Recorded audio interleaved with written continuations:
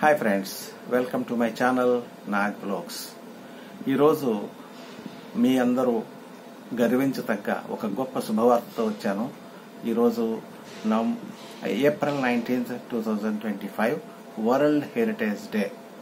Okay, ఈ సందర్భంగా UNESCO సంస్థ అంటే ఐక్యరాజ్య సమితికి సంబంధించిన United Nations educational, cultural and scientific and cultural organization, United Nations educational, scientific and cultural organization UNESCO అని చెప్పబడే ఈ సంస్థ మెయింటైన్ చేస్తున్న మెమోరీ ఆఫ్ వరల్డ్ రిజిస్టర్లోకి భారతదేశానికి సంబంధించిన 2 ఉద్గ్రంథాలని సెలెక్ట్ చేసుకుంది.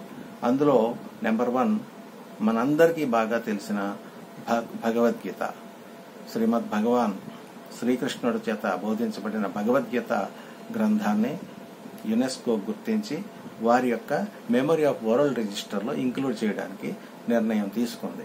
ఈ భగవద్గీత వ్యాస భగవానుడి చేత రాయబడింది. ప్రపంచంలో 80 భాషల్లోకి అనువదించబడిన ఒక గొప్ప మహా గ్రంథం. రెండవది నాట్యశాస్త్రం. దీనిని భరతముని క్రీస్తు పూర్వం 2వ శతాబ్దంలో సంస్కృతంలో రాసిన మహా గ్రంథం ఇది. నాట్యశాస్త్రం అంటే థియేటర్, డాన్స్, మ్యూజిక్, కాస్ట్యూమ్స్ మొదలైన అన్నింటికి సంబంధించి ఈ గ్రంథంలో ప్రస్తావించబడ్డాయి. అత్యంత ప్రాచీనమైన ఈ గ్రంథం భారతదేశానికి సంబంధించి ఇప్పటికే 2 గ్రంథాలని ఇంతకు ముందే ఈ రిజిస్టర్లో ఇంక్లూడ్ చేయడం జరిగింది. అవి గోస్వామి తులసీదాస్ రచించిన శ్రీ రామచరిత మానస్ అనేది ఒకటి, రెండవది విష్ణు శర్మ చే రాయబడిన పంచతంత్రం. మీ అందరికీ తెలుసు పంచతంత్రం గురించి. ఈ 2 గ్రంథాలు ఇప్పటికే ఆ సంస్థచే అక్కడ నిక్షిప్తం చేయబడ్డాయి. ఇప్పుడు ఈ 2 భగవద్గీత అండ్ నాట్యశాస్త్రం ఈ రెండింటిని కూడా గుర్తించి అక్కడ ఇంక్లూడ్ చేయడం జరుగుతుంది. అసలు భారతదేశం అనేది అత్యంత ప్రాచీనమైన సంస్కృతి, సంప్రదాయాలు, నాగరికతతో వెలసిన ఈ దేశం.